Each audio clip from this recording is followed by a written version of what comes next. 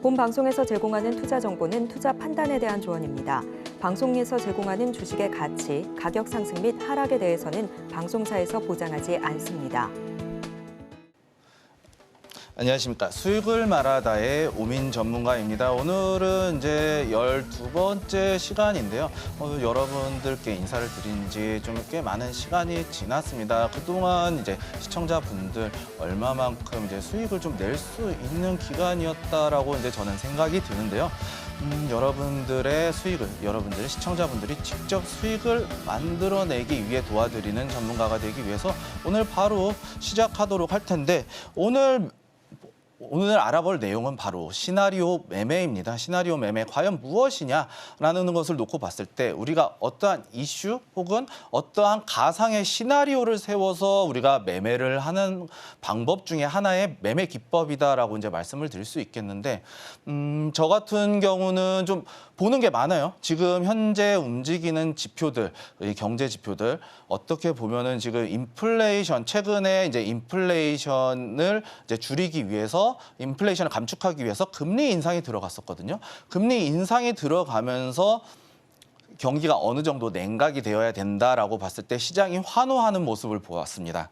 그렇지만 지금 이제 어느 정도 이제 금리 인하가 되고 나서 50bp를 선제적으로 인하가 들어갔죠. 선제적으로 인하가 들어가면서 시장은 이제 다시 원상 복구한 상태다. 어떻게 보면은 지금 좋은 게 좋은 거다, 나쁜 건 안 좋은 거다라고 이제 시장이 또 이제 인식이 변화했습니다. 하지만 지금 어떻게 보면 또 경기 침체에 우려한 부분들이 어느 정도 이제 해소가 된 상황이기 때문에 다시 인플레이션이 재발생할 수 있다, 재발할 수 있다 이러한 보도 자료들이 계속해서 나오게 되면서 시장은 또 인플레이션에 또 다시 집중하려는 움직임을 좀 보여주고 있어요. 그렇기 때문에 이제 경제 지표라던가 이러한 흐름이 어떻게 움직일 것인가, 혹은 이제 어떠한 업황 이러한 부분들이 어떻게 움직일 것인가, 아니면 어떠한 이슈들이 있었을 때 추가적으로 어떻게 변동이 될 수 있을 것인가에 대한 부분, 이러한 매매 기법을 좀 설명해 드리도록 할 텐데요. 한번 차근차근히 살펴보도록 하겠습니다. 먼저 시나리오 매매에 대한 부분, 상승 기준인데요. 우리가 이제 주식이라는 경우는 상승을 노려야 되잖아요. 상승, 말 그대로 상승, 이 상승이잖아요. 이 상승.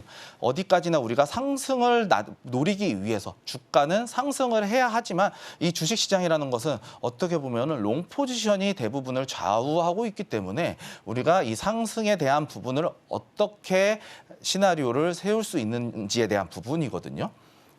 일단은 제가 제일 먼저 봤을 때 이 상승이 시작할 때 어떠한 이슈가 발생이 되거든요. 이슈.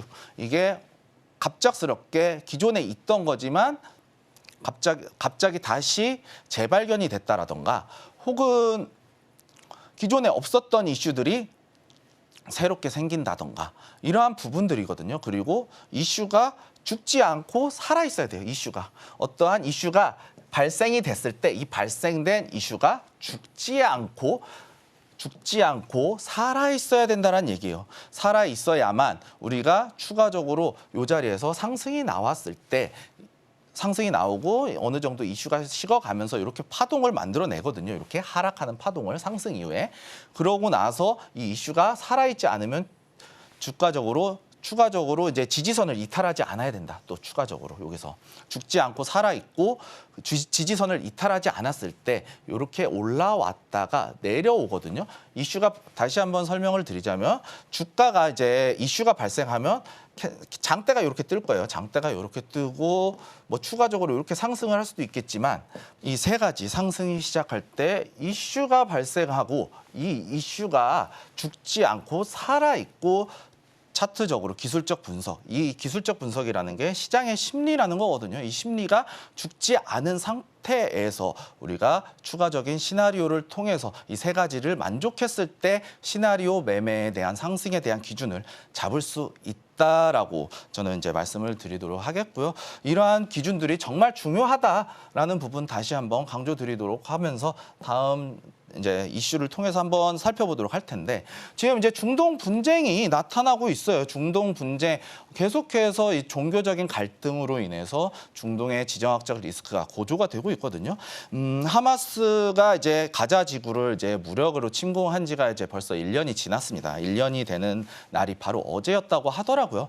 그러면서 이제 가자 지구를 무력 침공을 하면서 이때 무슨 일이 벌어졌냐면 이 레바논에 대한 이 헤즈볼라의 무장단체, 레바논 무장단체인 헤즈볼라가 참전을 하면서 2대2로 이제 이스라엘이 이제 협공을 맞는 상황이 펼쳐졌어요. 그런데 이스라엘이 가만히 있을 이스라엘이 아니거든요. 우리 이스라엘에 대한 이 국가적인 성격을 놓고 봤을 때 우리 1차, 2차, 3차, 4차 중동 분쟁으로 인해서 오일 쇼크까지 우리 겪어본 분들이 좀 계실 텐데 이러한 부분들을 놓고 봤을 때 이스라엘이 가만히 한 번 맞고 가만히 있지 않을 거란 말이에요. 그렇기 때문에 중동 분쟁이 확산될 것이다라는 시나리오까지 우리가 머릿속에서 나와줘야 된다는 얘기예요. 이렇게 됐을 때 어떻게 되냐? 지정학적 리스크가 확산이 된다는 얘기예요. 확산이 되면서 이럴 때 어떤 일이 발생이 되느냐에 대한 부분이고 이 중동 분쟁에 대한 우리가 투자 시나리오를 살펴보시게 되면 종교적 분쟁이라는 거예요. 종교적 분쟁. 우리가 해서 안 될 얘기, 대화 중에 해서는 안 될 얘기, 종교 얘기, 정치 이야기 뭐 이런 얘기들을 이제 우스갯소리로 하잖아요. 이 우스갯소리로 하는데 이 종교라는 것 자체가 어떻게 보면 상당히 민감한 문제라는 얘기라는 거를 어떻게 보면은 되게 상당히 서로 간에 민감한 사안이라는 대화의 주제에 있어서 상당히 민감한 주제라고 이제 우리가 볼 수 있는 거잖아요. 그렇기 때문에 이 종교적 분쟁이 상당히 오래 걸쳐져 왔다. 역사를 거슬러 올라가서 보자면요.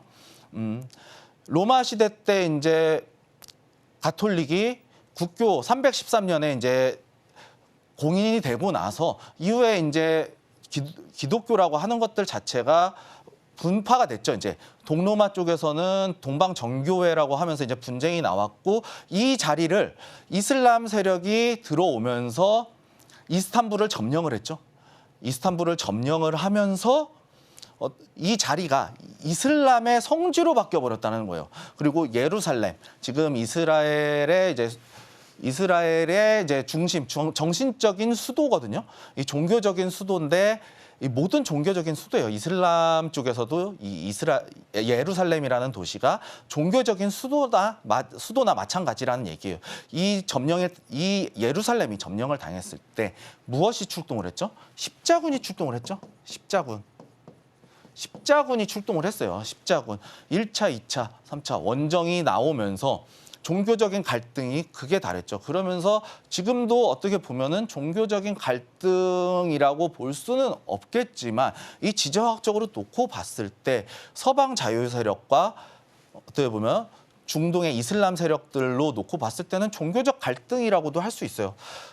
그렇기 때문에 이스라엘에 대해서 뭐 지하드도 선포하고 뭐 이런 결사항전을 이제 선택을 하잖아요. 이러한 부분 때문에 중동의 분쟁은 종교적 분쟁이기 때문에 끝나지 않을 것이다. 쉽게 끝나지 않는다. 이 종교적 분쟁이라는 것은 제가 이렇게 앞서서 좀 계속해서 뭐 역사 십자군 얘기도 들어가면서 했지만 쉽게 끝나지 않는다.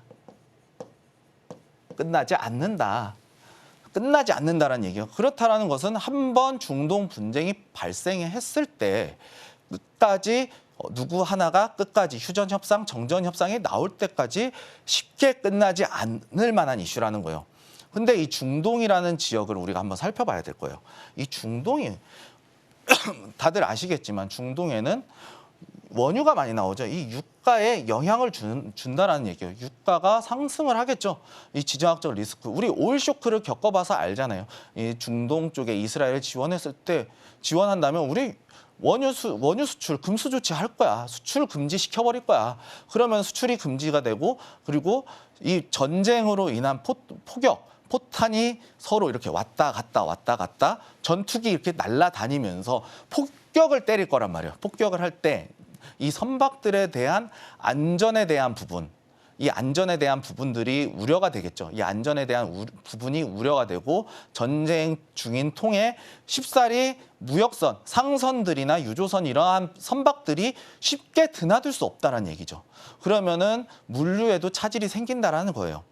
그리고 이 중동 쪽이 위치하고 있는 자리가 수에즈 운하잖아요. 이게 홍해를 이렇게 들어와서 배가 이렇게 들어와서 요 좁아지는 이쪽으로 해서 수에즈를 통해서 지중해로 이렇게 나가거든요. 이렇게 지중해로 나가게 되는데 이 지중해 나가는 길목에 이렇게 위치해 있기 때문에 상당히 물류나 원유 수출에 대해서 어려울 수 있다는 얘기예요. 그리고 이슬람 세력들이 이슬람을 믿는 이런 국가들이 또 단합력이라는 게 또 존재하고 오펙이라는 것들, 이 석유 수출 기구 오펙에 가입돼 있는 상황이기 때문에 유가에 대해서 올려버릴 수 있다. 유가에 영향을 줄 수 있다는 얘기예요. 당장 유가의 영향, 수송에 대한 부분도 있고요. 그리고 생산에 대한 부분도 있겠죠. 생산량. 정확하게 말하면 생산량이죠. 생산량이 감소할 수 있다. 혹은 수출량. 수출. 우리 안 팔아도 되니까 쌓아놓을 거야. 쌓아놓을 건데 그러면은 어떻게 되겠어요? 안 팔면. 유가가 오르겠죠. 그러면은 우리 경기에 미치는 영향들이 있을 거란 말이에요. 그리고 또 우리가 우리 국내 증시를 대응함에 있어서 이 부분이 가장 중요한 거예요. 어떻게 보면 중동산 원유의 의존도 과연 얼마나 되느냐. 70% 이상이다. 70% 이상이다. 위에 상회를 한다. 그렇다라는 것은 우리가 중동산 원유에 대한 의존도가 엄청나게 높다라는 얘기가 되겠죠. 그렇게 되면 반사적으로 유가가 오르면 어떻게 되느냐. 우리가 이제 다들 알고 계실 거예요. 지금 유가가 상승을 하고 있죠. 중동 분쟁에 대한 이슈로 인해서 유가가 상승하면 이 모든 물가, 도로나 그리고 수송을 함에 있어서 원유가 필요하죠. 우리 휘발유, 경유 필요하잖아요. 그리고 가스에 대한 부분도 필요하겠죠. 이러한 에너지에 대한 수요가 어느 정도는 이제 돌아가기 위해서 기본적인 양은 우리가 계속해서 지속된 수요를 원해요. 하지만 수요를 필요로 하는데 일정량의 공급이 필요하는데 이 가격이 어쩔 수 없이 올라가게 되면 우리도 가격에 대해서 마진율이 떨어질 수밖에 없죠. 그럼 기업의 실적이 줄어들 수밖에 없어요. 이거를 만회하기 위해서 물가가 상승할 수 있다는 거거든요. 물가에 대한 부분도 압력을 받을 수 있고 그리고 결정적으로 우리가 직접적으로 놓고 봤을 때 지금 중동 분쟁으로 인해서 주가가 상승하는 부분들이 석유 원유 관련주들이잖아요. 이러한 부분들로 놓고 봤을 때 우리가 이 부분에 대해서 추가적으로 상승이 추세선만 이탈하지 않는다면 시장의 심리만 이탈하지 않는다면 매도세로 나오면서 이탈하지만 않는다면 추가적인 상승을 노려볼 수 있다는 얘기가 되겠죠. 한번 이제 차트를 통해서 살펴볼 텐데 중동 분쟁 관련주 이제 대표적인 종목이 이제 흥구석유예요. 흥구석유 같은 경우에는 어제 오늘 해서 이게 이렇게 살짝 내려왔어요. 그런데 우리가 이제 살펴봐야 될 부분이 있어요. 중동 분쟁의 시작이 요때 시작이 됐어요. 작년 2월 정도에 시작이 됐거든요. 시작이 되면서 헤즈볼라 참전 이후에 주가가 상승이 됐죠. 원유 가격이 상승이 나오면서 그때 지지선을 보시게 되면 121선을 지지를 받고 있어요. 이렇게 121선을 지지를 받고 이때 이제 하마스와 일시적인 휴전 이러한 부분들 크리스마스를 놓고 뭐 이러면서 연말에 크리스마스 놓고 이러면서 어떻게 보면은 작년 이제 10월에 이제 이 분쟁이 터졌는데 터지고 나서 휴전과 관련해서 이러한 부분들로 어느 정도 지정학적 리스크가 완화가 됐어요. 완화가 되면서 이 기대감이 주가가 하락이 났는데 쉽게 꺼지지 않을 것이다라는 위치를 우리가 좀 파악을 할 수 있었을 텐데 여기서 휴전이 나오고 나니까 이 당장에는 공포심이 자극할 수가 있어요. 그런데 여기를 좀 살펴보실게요. 이 추세를 이탈하지 않았어요. 상승, 저점이 올라가고 있죠. 저점이 상승하면서 여기서 121선을 다시 한번 지지를 받고 앞전에 대한 매물대를 소화를 해줬다는 얘기예요. 그러면은 우리가 첫 파동에서 이 자리에서는 들어가기가 쉽지 않고 간을 보는 거예요. 간만 본다. 우리가 어떠한 이때서야 이제 비로소 시나리오를 찾아볼 수 있다는 얘기예요. 추세가 이탈이 안 나왔으니까. 그러면은 얘가 여기서 121선을 지지를 받고 있네. 그렇고 나왔을 때 이 자리에서 우리가 요 돌파 나오는 요 박스권에서 우리가 충분히 매수를 할 수 있었다라는 얘기야. 혹은 이 자리에서 반등이 나올 때 속더라도 우리가 속을 수 있어요. 물론 이 파동에 대해서 속을 수가 있긴 하지만 이때 보시게 되면은 1월에서 이제 한 3개월 정도의 차이인데 여기서 이 저점이 이탈이 안 나왔으니까 이 자리에서 전쟁에 대한 이슈는 계속해서 꺼지지 않고 있기 때문에 홀딩할 수 있는 계기가 된다. 이 이슈가 살아있다면 이슈가 살아있다라고 봤을 때는 우리가 지속해서 홀딩할 수 있는 상승에 대한 모멘텀이 존재하기 때문에 상승에 대한 이유가 존재하기 때문에 지속해서 홀딩을 할 수 있는 관점에서 대응할 수 있다는 거예요. 놓고 봤을 때 이 고점에서 따라 들어갔어도 수익률은 상당히 나와줬을 거예요. 수익률이 나쁘지 않게 나왔을 거거든요. 한 10%, 20% 가까이 나왔을 텐데 20% 이상 나왔을 거예요. 이런 식으로 우리가 대응할 수가 있겠고 요때 이스라엘과 이란이 이제 또 이란과의 대립이 또 생기면서 지금 어떻게 보면은 이스라엘과 하마스, 헤즈볼라, 이란이에요. 이러면서 중동에 대한 지정학적 리스크가 커지니까 주가가 요동치는 거예요. 이렇게 요동치는데 이 자리는 121선을 약간 위에서 61선을 깨고 내려왔지만 121선까지 내려오지 않고 여기서 지지를 받고 반등이 나왔다. 그러면은 우리 이 자리에서 추세가 이탈하지 않았으니까 이 자리에서 충분히 한번 진입해 볼 수 있었다라는 얘기예요. 우리 그러면은 여기서 몇 번을 이슈 하나를 가지고 얼마만큼 수익을 위에서 팔고 밑에서 팔고 위에서 팔고 밑에서 팔고에 대한 부분을 우리가 계속해서 만들어낼 수 있다는 얘기거든요. 이 자리는 이제 121선을 지지를 받고 있는 상황이니까 요때 121, 요때는 이제 121선 위니까 못 잡았을 수 있어요. 그런데 정고점에 대해서 한번 돌파가 나오고 눌린 자리였는데 여기서도 121선을 지지를 받네? 그러면 이 자리에서 이제 상승 장악형의 양봉, 상승에 대한 부분을 우리가 캐치를 하고 진입을 했을 때 여기서 큰 파동으로 이렇게 큰 수익을 한번 또 낼 수 있었다는 얘기예요. 이후에도 121선 지지받고 다시 한번 이란이 이스라엘을 포격을 하면서 유가가 이렇게 올라갔어요. 유가가 올라감에 따라서 주가가 이렇게 상승을 했다. 지금 또 내려왔지만 우리는 이 자리를 한 번 더 이슈가 이탈하지 않는 이상 121선이 이렇게 또 올라올 거예요. 이렇게 서서히 올라왔을 때 우리는 이 121선까지 기다렸다가 한번 잡을 수 있다. 라는 부분을 강조하기 위해서 예시를 들어왔고요. 한국석유도 마찬가지예요. 한국석유도 똑같아요. 사실은 이때 이슈 발생하고 여기서도 분쟁 나와주고 최근에 이렇게 이란과 이스라엘 이렇게 갈등이 확산되면서 지정학적 리스크가 커짐에 따라서 전쟁에 대한 불확실성에 대한 리스크가 커져감에 따라서 유가가 이제 상승을 하면서 주가가 같이 움직였다. 우리가 이렇게 판단할 수 있다는 거예요. 위치에 따라서 우리가 조금 더 유리한 가격, 손절가의 유리한 가격에 대한 종목을 찾아 나가면 된다는 거예요. 여기서도 보시게 되면 121선 지지받고 상승 추세를 이어나가고 있죠. 그렇기 때문에 우리도 내려왔을 때 이 자리에서 한번 받아볼 수 있고 한국석유 같은 경우는 이렇게 보시게 되면 고점을 연결하면 상승이 쐐기 형태의 삼각수렴 형태가 나와주고 있어요. 삼각수렴 형태가 나와주면서 이 자리에서 변동폭이 줄어들었을 때 반등을 한번 노리고 진입해 볼 수 있다라는 얘기가 되는 거예요. 이런 식으로 우리가 이슈가 살아있다. 중앙에너비스 같은 경우에도 마찬가지예요. 다만 중앙에너비스 같은 경우에는 이렇게 이 자리 정확하게 그려드릴게요. 이 자리가 이제 박스권의 형태로 나와주고 있죠. 그럼 이 자리도 기다려야 되는 거예요. 지금 이 자리 돌파 나왔을 때는 돌파에 대한 부분에서 잡아 들어갈 수 있겠지만 손절가를 짧게 잡아야 된다는 거예요. 손절가를 28,000원. 28,000원으로 잡고 짧게 대응이 가능한 종목이다. 목표가는 여기까지만 보면 되겠죠. 정고점에 대한 부분, 제가 설명드렸던 캔들의 윗꼬리까지 여기가 저항선이 될 수 있기 때문에 이런 식으로 우리가 이슈가 하나를 가지고 시나리오를 설정을 하고 대응을 할 수 있다는 거예요. 두 번째 이슈는 이제 러시아 우크라이나 전쟁인데요. 러시아 우크라이나 전쟁이 개전이 됐어요. 개전이 되고 나서 무기 대여법이 통과가 되면서 미국에서 우크라이나에 무기 지원이 들어갔죠. 그리고 우크라이나 젤렌스키 대통령은 방미해가면서 무기 좀 지원해달라. 우리 포탄이 없다. 좀 제발 좀 지원해달라. 우리 반격을 할 수 있게 도와달라. 자유진영 지킬 수 있게 도와달라. 그러면서 무기 대여법이 통과가 됐어요. 그런데 전쟁이 장기화가 되고 있었죠. 사실은 여기 장기화가 될 것이다라고는 아무도 예상하지 못했던 거예요.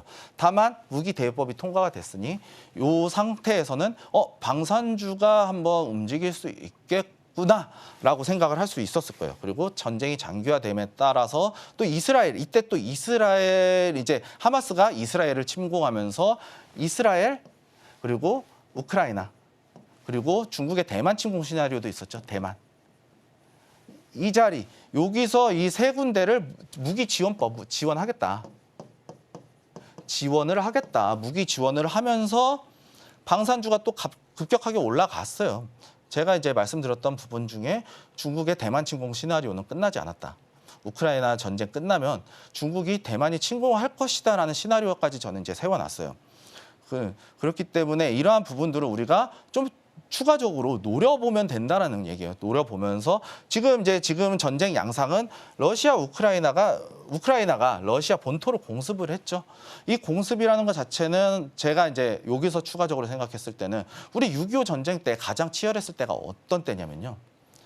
휴전을 앞두고 전선을 확보하기 위해서 영토를 확보하기, 동부전선, 중부전선, 서부전선 나눠서 우리가 기존에는 38선으로 일자로 그어져 있던 게 지금 휴전선으로 울퉁불퉁하게 그어져 있는 게 바로 여기 자국에서 영토를 얼마만큼 확보했느냐에 따라서 휴전을 하면서 국경선이 확정이 됐기 때문이에요. 그렇다는 뜻은 우크라이나 전쟁에 개전하고 나서 이제는 끝이 보여가는 단계에 있다라고 저는 이제 시나리오를 작성을 했어요. 이때 투자 시나리오를 한번 살펴볼 텐데 이때 처음에 나왔었던 이유가 세계 3대 곡창지대였어요. 이 곡창지대. 우크라이나가 어떻게 보면 세계 3대 곡창지대인데 세계 3대 토지 비옥도로 따졌을 때 이 흑토라는 게 엄청나게 밀 생산량을 좌우를 한다. 전 세계 물량의 20% 정도가 우크라이나산 밀이다. 그러면은 타격을 받았겠죠. 전쟁으로 인해서 밀 수확을 못할 테니까. 간단하게 1차적으로 이런 시나리오를 세울 수 있겠고요. 그리고 러시아 우크라이나 전쟁의 주변국 영향. 이 주변국 영향, 벨라루스도 있겠죠. 친러인 벨라루스. 그리고 폴란드 있어요. 이 동유럽 쪽이 어떻게 반응을 하느냐. 미국 쪽이 친미냐, 친러냐에 따라서 바뀔 수 있다는 거거든요. 이 친미였을 때는 친서방 세력과 가까우면 우크라이나 당하면 우리도 당하겠구나. 그러면은 군비 확충이 들어갈 수밖에 없다라는 얘기예요. 그렇기 때문에 러시아가 이제 우크라이나를 침공했던 이유를 생각을 해보자면 나토의 세력권을 약화시키기 위해서니까 나토와 친나토 세력을 다시 침공할 수도 있다는 얘기예요. 추가적으로. 그렇기 때문에 자국을 방비하기 위해서 방위 대책을 세울 수밖에 없다는 얘기예요. 그러면서 이후에 또 이제 미국이 이제 무기 지원이 들어갔는데 무기 지원이 주는 영향. 우리나라도 이제 친서방 세력이잖아요. 친서방 세력인데 미국에서 우크라이나에서 사용하는 포탄 양이 어마무시하다는 뉴스가 나왔어요. 이 뉴스를 보고 우리가 봤을 때 미국에서 생산하는 양으로 못 받쳐줘. 그러면은 한국은 무기 수출 안 하겠다. 그러면 어떠한 방법이 있을까요? 우회 수출이라는 게 있잖아요. 우회 수출에 대한 시나리오를 뉴스가 나오기 전에 우리가 예상을 할 수 있다는 얘기예요. 그러려면 우리가 여러 가지 이제 세계 정세에 대한 뉴스, 이슈 그리고 지식들이 좀 쌓아져야 된다. 이 지식을 통해서 상황이나 이러한 부분을 통해서 우리가 가상에 대한 시나리오를 세울 수 있다는 얘기예요. 전쟁 종료 시점. 어떻게 보면 러시아 우크라이나 전쟁 종료 시점. 이거는 이제 재건주하고도 관련이 있겠죠. 우크라이나 재건과도 관련이 있기 때문에 이 전쟁 종료 시점을 봐야 돼요. 그리고 이 전쟁이 종료가 됐을 때 여기에 나와 있지 않지만 미국의 대선의 판도에 따라서 지원 금액이나 지원량, 어떠한 지원에 대한 부분 파이가 달라질 수 있어요. 해리스가 됐을 때는 우크라이나 재건주가 힘을 발할 거예요. 다만 트럼프가 됐을 때는 생각보다 지원이 안 나올 수도 있다라는 부분까지 시나리오를 세워서 우리가 대응을 한다면 미 대선도 우리가 같이 봐야 된다는 얘기예요. 그러면서 차트적으로 이슈가 살아있는지, 이 종목들이 살아있는지 죽어있는지라는 부분을 우리가 살펴봐야 된다는 얘기예요. 이 시나리오대로 봤을 때 대한제분, 밀가루죠. 이때 우크라이나 전쟁이 발발하고 나서 밀가루 가격이 상승하니까 수익성으로 인해서 주가가 상승을 했어요. 이때 주가는 여기서 돌파 이후에 추세를 이어나가고 있죠. 여기서 잠시 이탈이 나왔지만 여기에 대한 추세는 이탈이 나오지 않았기 때문에 요 꼬리 부근에서는 손실폭이 작아요. 그렇기 때문에 우리는 요 앞전에 요 자리까지는 충분히 노려볼 수 있다는 거예요. 그러면 눌림목 공략이 대응이 가능하다는 얘기죠. 이 돌파대 따라 들어갔어도 여기서 일시적으로 여기까지는 잠깐이나마 단기간에 수익을 낼 수 있는 위치까지 충분히 줬다는 얘기고 고점이 아닌 상황. 다만 여기서는 이제 이슈가 어느 정도 해결이 되고 나서 주가가 반등이 나왔지만 여기서 지속해서 떨어지는 모습을 보여주고 있죠. 이때는 이슈가 죽었다는 얘기예요. 이슈가 죽었다. 이슈가 죽었다. 이슈가 죽어버렸다.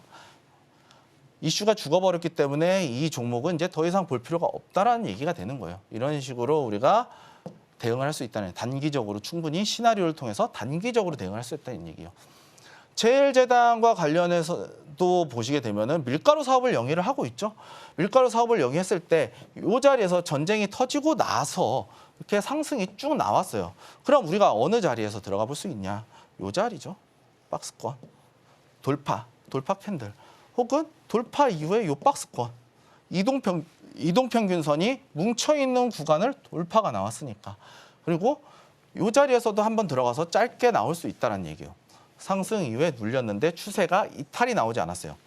추세가 이탈이 나오지 않았기 때문에 다시 한번 지지선에 대한 이 120일, 240일, 60일선에 대한 지지 구간이 받쳐주고 있었기 때문에 이 자리에서도 충분히 들어갈 수 있다는 거예요.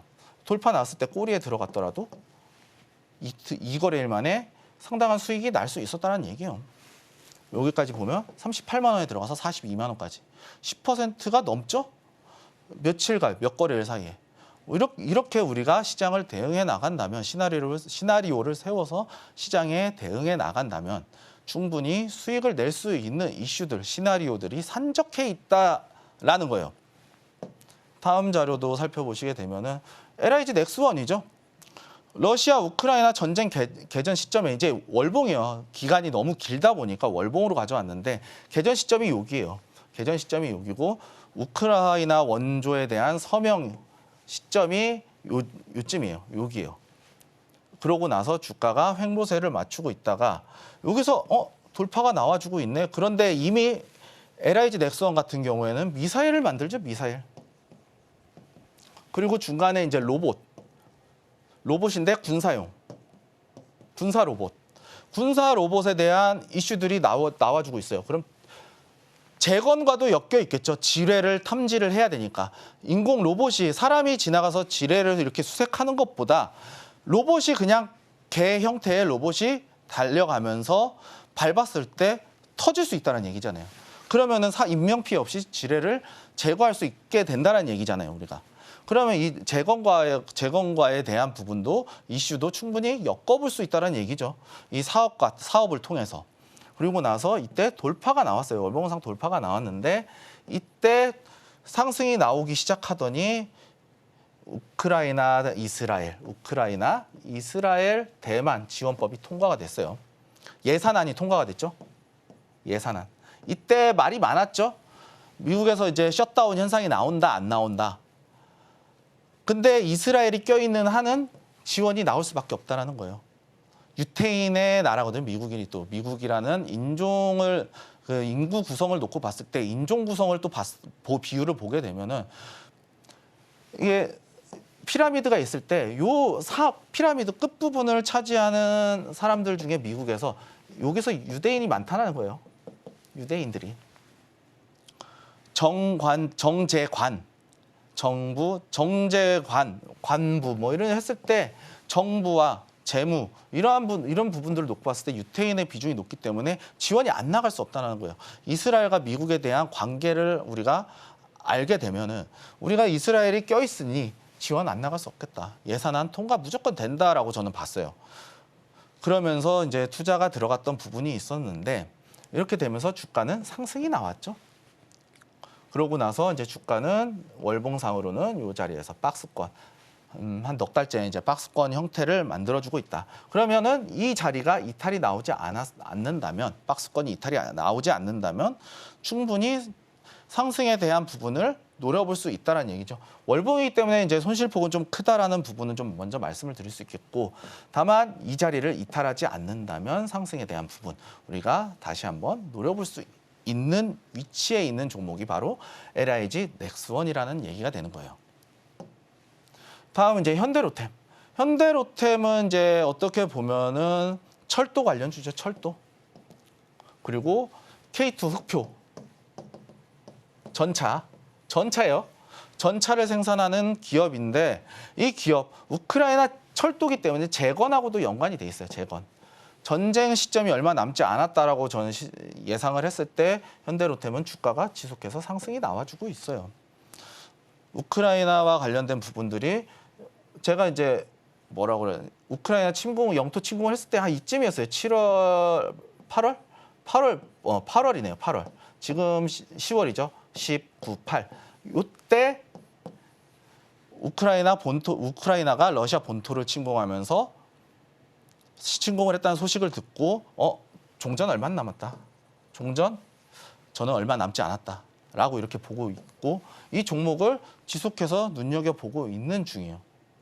그렇기 때문에 이러한 시나리오를 보고 우리가 시장에 대응을 해 나간다면 우리가 조금 더 길게 긴 관점에서 호흡을 길게 갖는 관점에서 좀 여유롭게 홀딩할 수 있는 이러한 부분들을 상승할 수 있는 부분을 찾아서 안정적으로 지속해서 홀딩하면서 수익을 키워나가는 관점을 우리가 찾을 수 있다라는 얘기예요.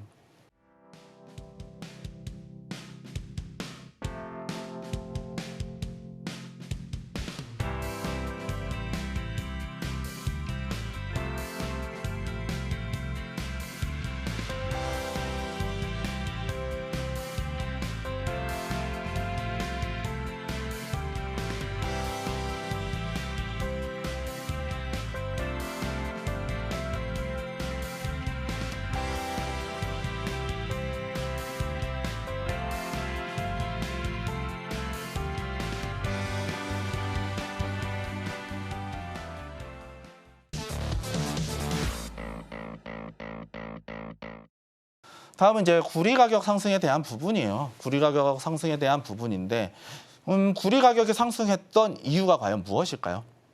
AI 데이터 센터. 이 AI 데이터 센터가 증가를 했어요. 이게 뭐 때문에 증가를 했죠? AI죠, AI. 챗GPT 나오면서 너도 나도 데이터 센터에 대한 수요가 늘어났어요. 그러면서 전력 수요가 급증이 했는데 이 전력 수요가 급증이 되니까 뭐가 필요하겠어요? 확충이 시급하죠. 전기 수요는 늘어났는데 공급은 일정해요.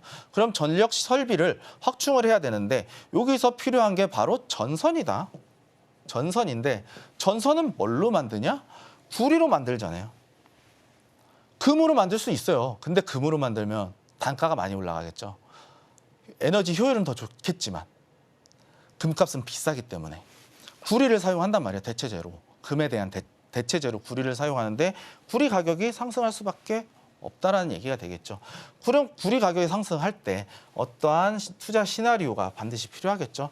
현재 전력 공급망 상황 이때 AI발 전선주가 올라갔을 때 여름을 앞두고 있었어요. 4월, 5월, 6월 초여름 부근이었거든요. 이때쯤이었는데 우리 한여름이 7월, 8월 무더위잖아요. 7월, 8월 무더위를 앞두고 블랙아웃 현상. 정전, 전력이 모자라면 공급이 모자라니까 전기가 떨어질 수 있다는 얘기죠. 전기가 전력 공급이 차단이 될 수 있는 블랙아웃 현상이 나타날 수 있다라는 것 때문에 전력 설비가 확충이 되면서 전선 수요가 늘어났어요. 전선 수요가 늘어났고 이때 구리가 상승을 하기 때문에 추가적인 상황, 국제 구리 가격의 변동을 또 봐야 돼요. 우리가 어떠한 추세를 읽어야 된다는 얘기거든요. 이 구리 가격이 상승을 하고 있으니 앞으로 구리 가격은 어떻게 될까? 이슈가 어떻게 될까? 이 기본적 분석을 기술적 분석으로 이렇게 옮겨갈 수 있다는 얘기예요. 이런 식으로. 그리고 그 밖에 구리의 용도, 그 밖에 구리가 사용되는 분야가 어디 있을까라는 얘기죠.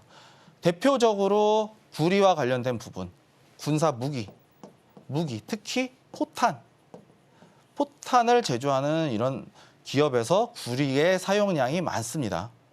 예를 들면 이제 풍산이라는 기업이 있죠. 이런 식으로 추가적인 가격, 변동 추이를 보고 또 추가적인 가격 상승의 가능성까지 우리가 차트적으로 종목에 대한, 기업에 대한, 주식에 대한, 우리가 보유하고 있는 주식에 대한, 매수하려고 하는 주식에 대한 추가적인 상승 가능성, 혹은 구리 가격에 대한 추가적인 상승 가능성까지 읽은 이후에 우리가 투자를 해야 된다는 얘기죠. 일종의 가상의 시나리오를 세워서 우리가 시장에 대응을 해 나가야 된다는 얘기예요. 자료를 이제 살펴보시게 되면 구리 관련주 이구산업이에요. 이구산업 같은 경우에는 이제 구리 가격 전망치를 초과해서 상승을 했던 시점이 바로 올해 2월이었어요. 올해 2월. 여기서 수상한데? 수상하네? 의문점의 부호를 가지고 있었던 때가 이때였어요. 그러고 나서 이구산업 주가는 내려왔죠. 이때 이후에 본격적으로 상승했던 시기는 요 위치였어요. 4월 달에 이제 본격적으로 상승을 시작했는데 이 자리에서 이탈을 하지 않았죠. 이탈을 하지 않았고 여기서 돌파가 나왔어요.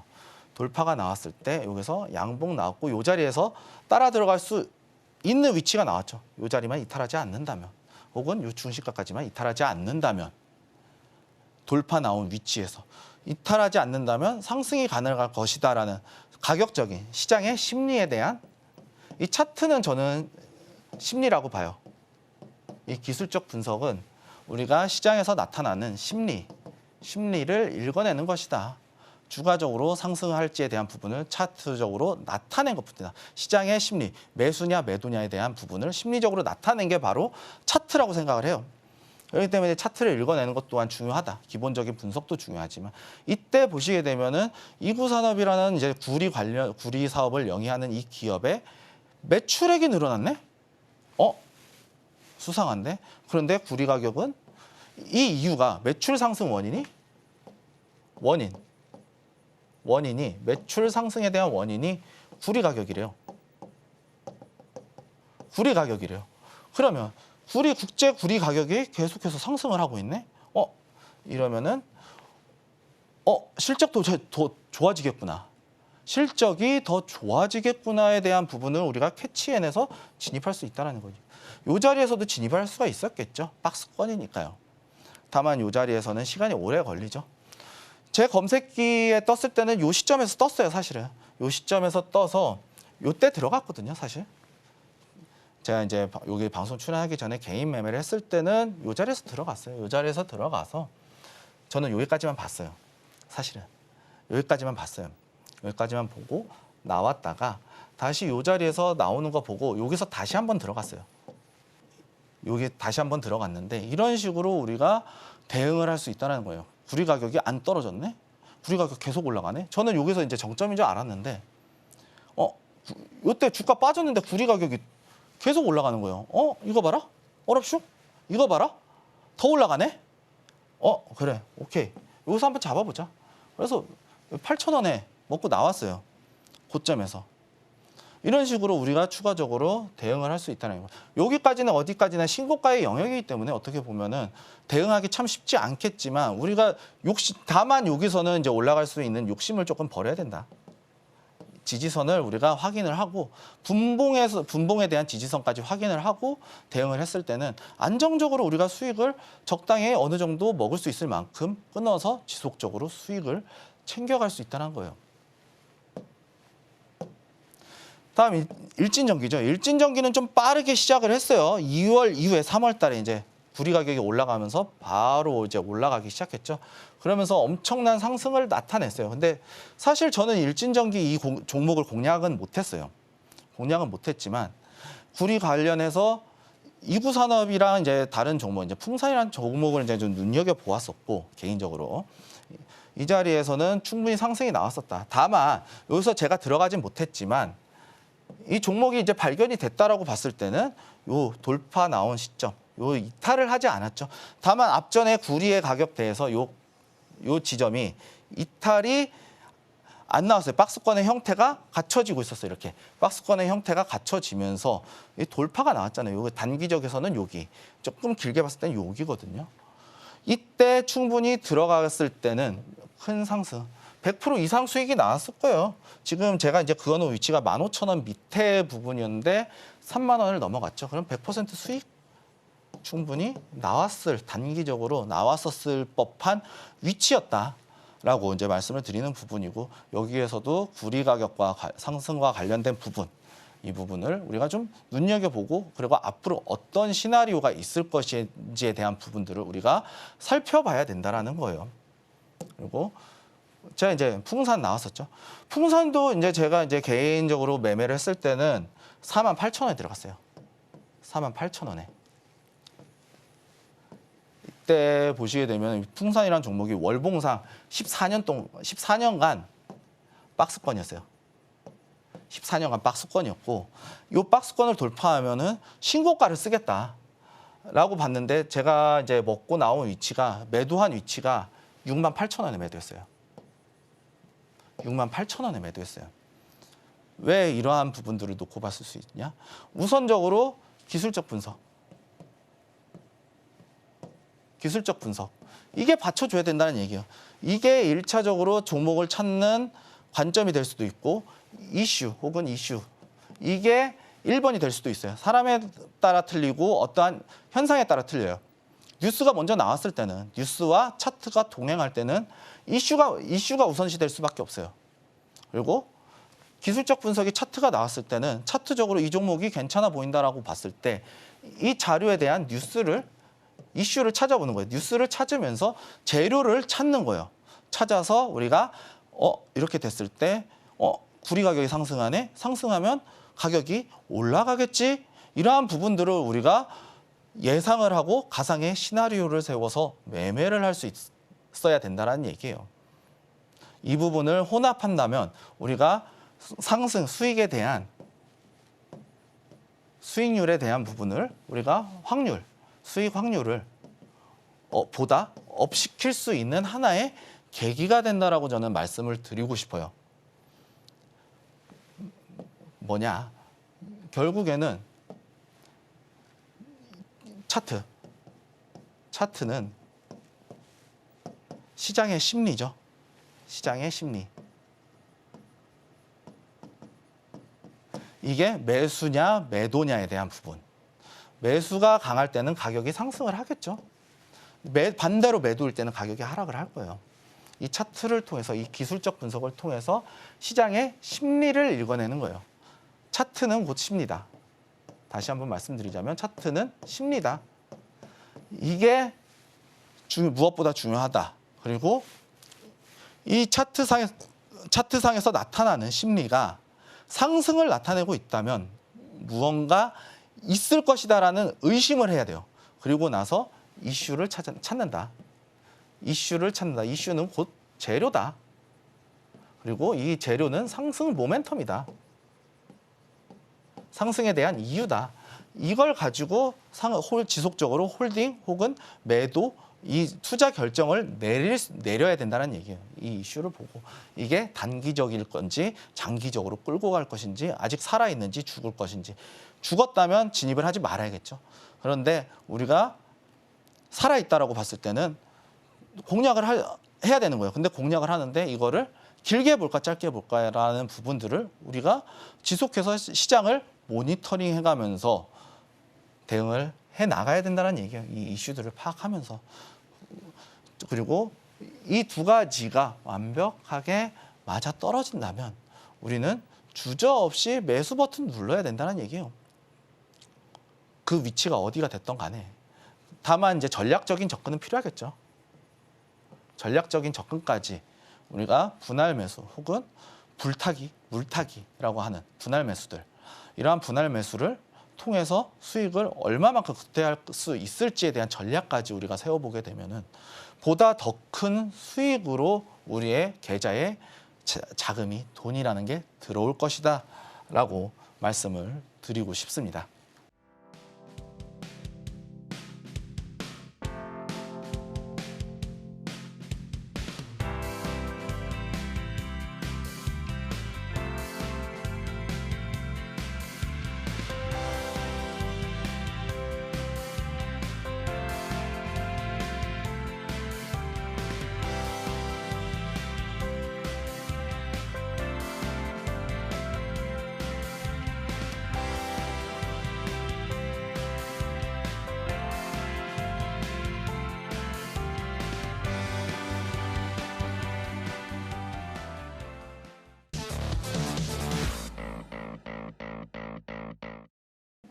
오늘 이제 알아본 것들은 말 그대로 어떠한 시나리오 그리고 어떠한 이슈가 나왔을 때 어떠한 가정을 갖고 시장을 충분히 대응을 해 나간다면 우리가 이 이유, 홀딩에 대한 이유, 지속적인 보유에 대한 관점 혹은 익절 또는 매도에 대한 관점 우리가 충분히 노려볼 수 있다라고 저는 말씀을 드리고 싶어요. 그리고 재료, 이슈 거기에 이제 실적에 대한 부분까지 플러스 알파로 갖춰진다라고 봤을 때는 그보다 더 좋은 건 없겠죠. 그렇게 봤을 때 우리가 복합해서 여러 가지를 혼합해서 보게 되면은 충분히 우리가 시장에서 살아남을 확률, 생존율을 높여주는 나만이 가질 수 있는 하나의 무기가 될 것이다라고 저는 말씀을 드리면서 오늘 수익을 말하다 12번째 시간 시나리오 매매에 대한 부분 설명을 드리면서 오늘 마치도록 하겠습니다. 시청자분들이 끝까지 본인이 수익을 말할 수 있을 때까지 저는 열심히 이렇게 여러분들께 여러 가지 정보를 알려드리도록 하겠습니다. 오늘 끝까지 시청해 주셔서 감사합니다.